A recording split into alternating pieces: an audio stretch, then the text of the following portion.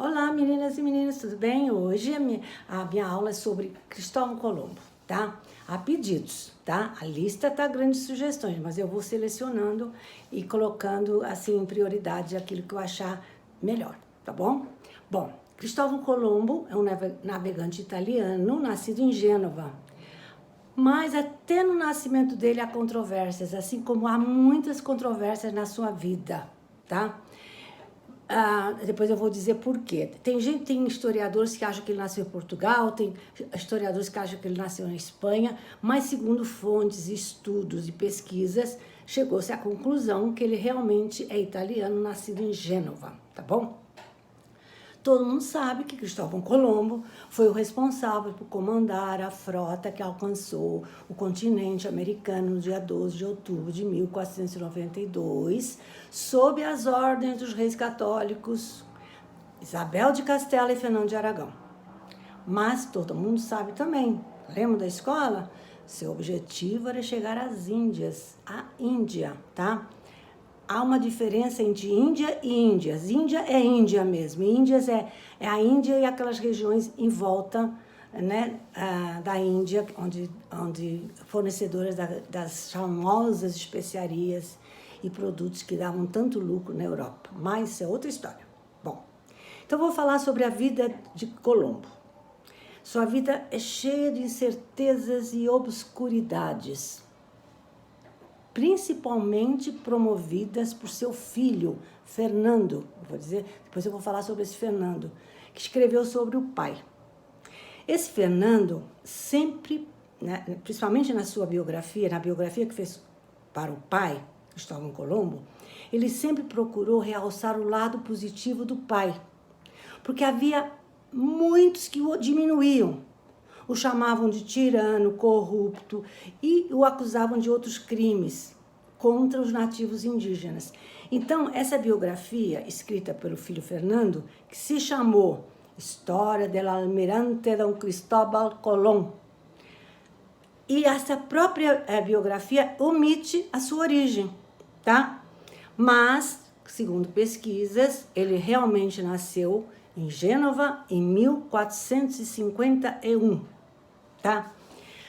Colombo, na história, foi creditado como o primeiro explorador europeu a estabelecer e documentar rotas comerciais com a América, apesar de ter sido precedido por uma expedição viking, liderada por Leif Erikson, no século XI. Esse Leif, não sei se é Leif Seleif, ele é um norueguês, né, que nasceu no ano 970 depois de Cristo e vai morrer em 1020 depois de Cristo. Então, ele era um líder de uma expedição viking, era um explorador marítimo norueguês. Então, acredita-se que foi o primeiro europeu a chegar às Américas, só que não documentou, tá? Na região, ele chegou, esse norueguês, na região onde hoje é o Canadá. Tanto eles acreditam nisso, os americanos, que em 1964, o presidente dos Estados Unidos, Lyndon Johnson, proclamou o 9 de outubro, Dia do Leivo, comemoração do primeiro europeu a chegar às Américas. Isso em homenagem a esse viking, tá bom? Bom, mas voltando a Colombo. Quem era Colombo? Ele aprendeu logo cedo o ofício de tecelão com o pai, porque o pai era um tecelão, humilde, mas era um tecelão, tá? Desde bem jovem, mas com 14 anos ele já mostrava o seu desejo, né, de ser um navegante, um cartógrafo. Então, em 1465, aos 14 anos, ele entrou numa escola voltada para a formação de navegantes e cartógrafos. Isso com 14 anos. Em 1473, tá? 8 anos depois, ele já foi contratado para trabalhar em viagens comerciais genovesas. Ele teve várias missões no Mar Egeu, em Lisboa, na Inglaterra, na Islândia. Em 1477, segundo a maioria dos historiadores, ele se estabeleceu em Portugal. por 8 ou 10 anos. Tem fontes que falam que ele ficou em Portugal 8 anos, tem fontes que falam que ele ficou 10 anos, tá? Ele leu vários livros sobre navegação, ele era assim, vidrado, apaixonado pela navegação. E leu muitos livros, eles pegavam um atrás do outro para ler sobre a navegação. Inclusive leu Marco Polo. Quem foi Marco Polo? Todo mundo sabe. Aquele grande mercador, explorador veneziano, que escreveu as viagens de Marco Polo, né? Que descreve as maravilhas de Pequim, na China e outros países da África, da Ásia, tá? Ele viveu de 1254 a 1324. Suas viagens, as viagens de Marco Polo, que até hoje se falam nelas, teve grande importância no desenvolvimento da cartografia, que vai culminar com as viagens europeias um século depois. Então, ele leu também O Milhão de Marco Polo. Esse Milhão de Marco Polo era assim um livro de cabeceira dele. Ele vivia fazendo anotações nas suas margens. E esse livro, O Milhão de Marco Polo, pertencente a Cristóvão Colombo, está hoje na Biblioteca de Sevilha. Vou falar depois sobre essa Biblioteca de Sevilha, na Espanha, onde esse livro mostra essas anotações nas margens feitas por Cristóvão Colombo, tá bom? Bom, ele foi para Portugal em 1477. Em 1479, 2 anos depois, já estava em Portugal, ele casou com Filipa, filha de um capitão, de um donatário, que depois virou donatário de Porto Santo. O casal teve só um filho, chamado Diogo. Só um filho, Diogo. Fernanda é de outra mulher. Mas ela morreu com 30 anos. Bom, o que é um donatário? Donatário é favorecido pelo rei por uma doação, uma capitania, uma ilha, etc. Tá? Então, era a filha desse donatário. Bom, depois, a companheira dele, a mulher morreu com 30 anos, era Beatriz de Arana. Quando ele estava em Córdoba, ele foi em Córdoba, na Espanha. A relação com ela, dizem os historiadores, que ele nem era casado. Ela teria uns de 15 a 20 anos, era muito nova, era uma família muito humilde, mas muito séria, tá? E ela teve um filho dele, tá? Então, depois, ela já estava grávida para ter um filho e ele soube da morte da mulher, voltou a Portugal. E dizem que e esse filho que nasceu com essa Beatriz é o tal de Fernando. Dizem que ele deixou, no seu testamento, quando ele morreu, uma renda anual para essa Beatriz, para reparar os danos causados à sua honra, tá? E nas suas expedições futuras, ele também levou muitos parentes dessa Beatriz, tá? Para realmente fazer a paz com a família, né? Bom, esse Fernando, então, fruto desse romance, que não foram casados, dessa Beatriz com Colombo, nasceu Fernando em 1488, tá? Ó, repara, lembra de 1488? Foi quando Bartolomeu Dias cruzou o Cabo das Tormentas, que passou a se chamar Cabo da Boa Esperança, tá? Que 10 anos depois, 1498, Vasco da Gama fez aquele caminho completo, chegou às Índias. Então, Fernando nasceu em 1488, quando Bartolomeu Dias cruzou o Cabo das Tormentas, mais tarde chamado Cabo da Boa Esperança. Mas, voltando para Colombo. Em Portugal, ele voltou para Portugal, porque ele foi a Córdoba só por algum problema que ele teve para ir lá. Mas ele morava em Portugal, morou em Portugal uns 8 a 10 anos, tá? Ainda em Portugal, ele continuou com seus estudos, tá? Náuticos, tá? E ele ele já tinha a ideia, que vou dizer quem é que botou essa ideia na cabeça dele, de viajar para o oeste e chegar à Índia. Fica no leste. Então, por quê? Porque ele sabia que a Terra era redonda. Há um registro de cartas, existem os registros de cartas trocadas com Colombo e Toscanelli, Toscanelli. Quem era Toscanelli? Um grande matemático, geógrafo, astrônomo italiano. E acredita-se que foi ele, esse Toscanelli, que influenciou Colombo a atingir o Oriente viajando para o Ocidente, tá? Como a Terra era redonda, seguindo sempre em direção ao Ocidente, dava a volta à Terra e chegava no Oriente.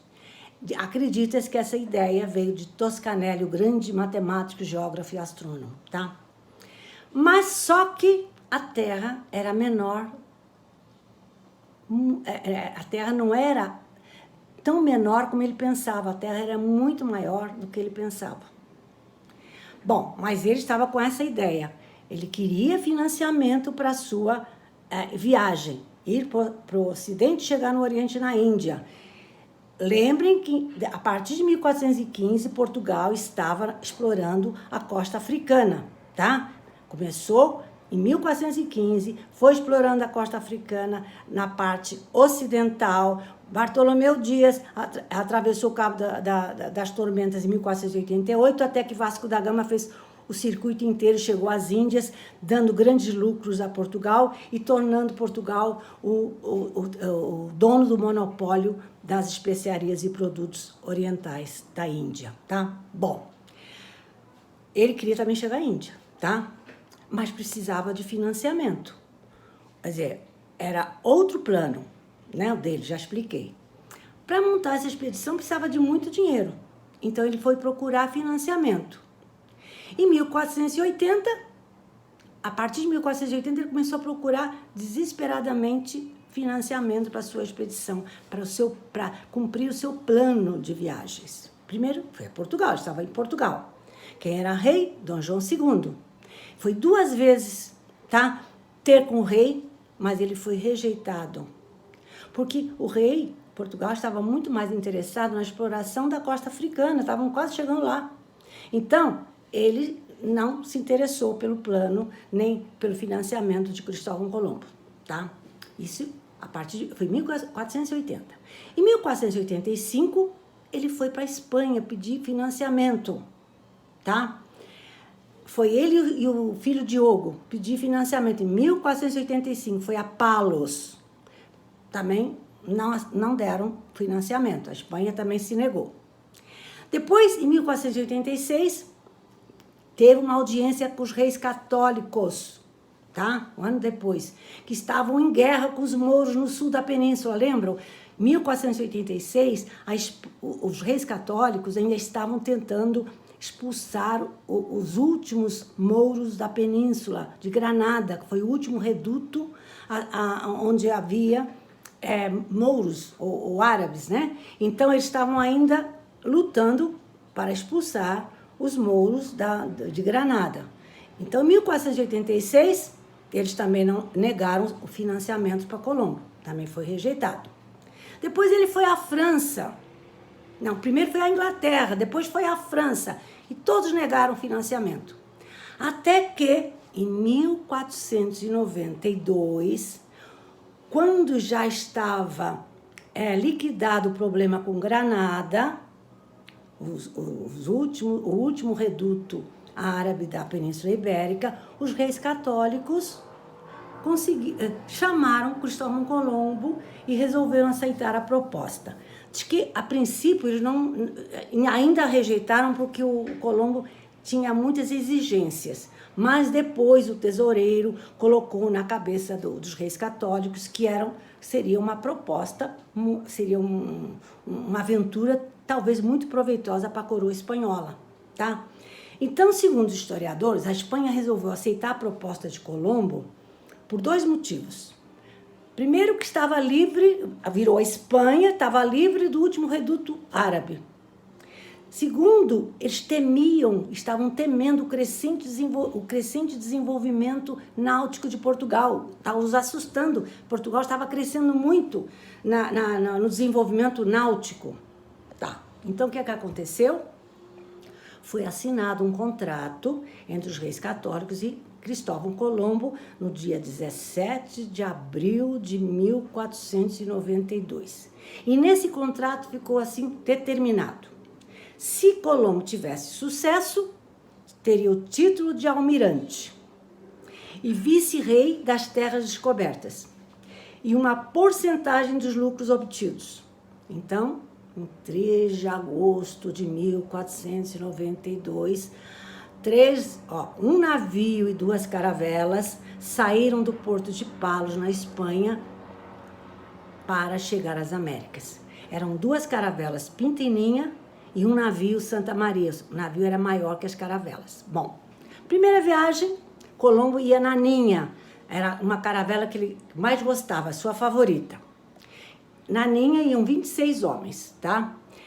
E quando é que chegaram às Américas? Como eu já falei, dia 12 de outubro de 1492, desembarcaram em São Salvador, hoje Bahamas, tá? No seu diário, no próprio dia que eles chegaram lá, dia 12 de outubro de 1492, no diário de Cristóvão Colombo, ele disse o seguinte: muitos homens têm cicatrizes nos corpos.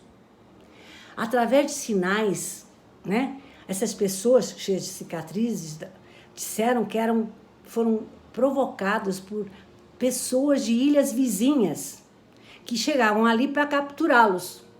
E eles ganhavam essas cicatrizes quando se defendiam.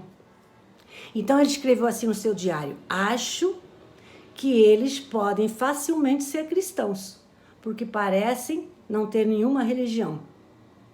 E disse ainda, no seu diário naquele dia, a falta de armamentos modernos dessa gente, como espadas e lanças de metal, fez ele escrever: eu poderia conquistar a totalidade deles com apenas 50 homens e governá-los como quisesse. Isso está no diário de Colombo, tá?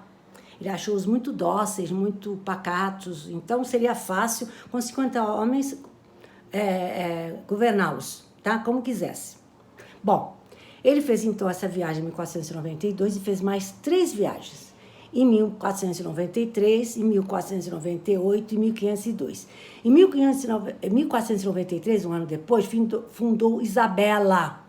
Isabela, que foi chamada de Hispaniola, atual São Domingos, lá no Caribe. Deixa eu falar um pouquinho sobre Hispaniola. Então, a Hispaniola foi a primeira povoação europeia do continente americano, quando chegou pela primeira vez, quando foi fundada por Colombo em 1493. Hispaniola, hoje, atualmente, é São Domingo. É a segunda ilha maior do Caribe. A primeira é Cuba. Se vocês olharem no Caribe, o oceano, né, do Caribe, veem que São Domingo é dividida, essa ilha, essa segunda ilha em tamanho, é dividida a leste, República Dominicana, 2/3 da ilha. E a oeste, Haiti, 1/3 da ilha. Então, São Domingo é dividido hoje em 2 países, República Dominicana e Haiti, tá? Voltando a Colombo. Bom, Colombo, então, fundou Hispaniola em 1493. Em 1498, a terceira viagem iniciou a exploração na Venezuela, mas em 1500 ele foi acusado de má administração na própria Hispaniola, hoje São Domingo. Perdeu o cargo e é levado preso para a Espanha. Os reis da Espanha recebem muitas acusações que ele é tirânico, que ele isso, que aquilo, então ele é preso e levado preso para a Espanha em 1500. Mas lá livrou-se da acusação e fez a 4ª viagem em 1502, tá? Bom, Colombo exigiu 10% de todos os proventos obtidos do território conquistado, mas foi rejeitado. Então, vocês vão ver, vocês já devem ter ouvido falar, que mesmo depois da sua morte, a família entrou com os chamados pleitos colombinos, tá? Colombo morreu em 1506, desacreditado e não recebendo aquilo que a coroa prometeu, tá? Então, a família entrou reparem, ele morreu em 1506. Em 1508, a família entrou com os pleitos colombinos. E durante 28 anos, vai brigar com a coroa espanhola.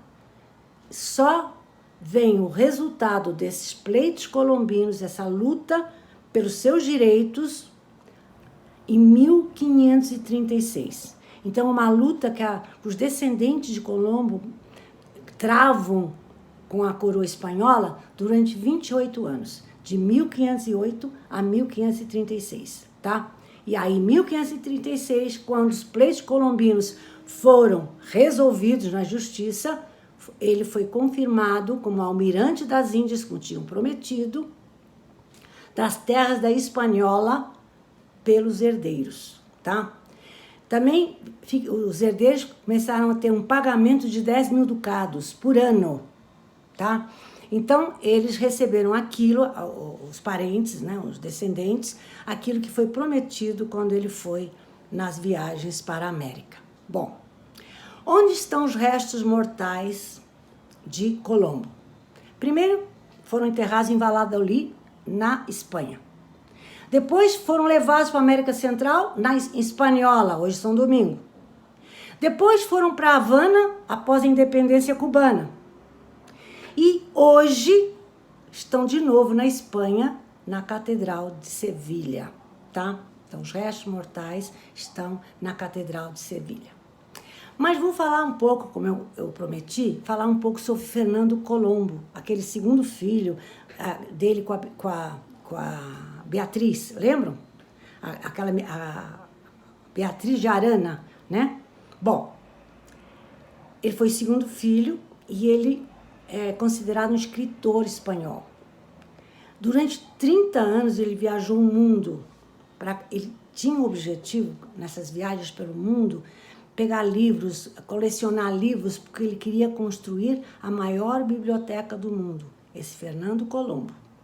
E formou realmente uma grande biblioteca, que é considerada a primeira biblioteca da Europa. Atualmente, essa biblioteca está em Sevilha e se chama Instituição Colombina, tá? Bom, só para terminar a aula, que eu esqueci de falar uma coisa. Colombo, quando voltou para a Espanha, ele levou de 10 a 25 nativos para a Espanha. Ele sequestrou esses nativos e levou. Não há consenso, ou de 10 a 25, mas apenas 8 chegaram vivos. E esses 8 nativos, quando chegaram na Espanha, tiveram forte impressão ao ver esses nativos, essas pessoas, para eles tão diferentes. Até que houve assim, uma impressão e assim, não acreditavam no que estavam vendo, aqueles nativos da América, tá? Cheio de cicatrizes, como eu falei, tá? E aí termina essa aula por hoje. Espero que vocês tenham gostado. Tchau!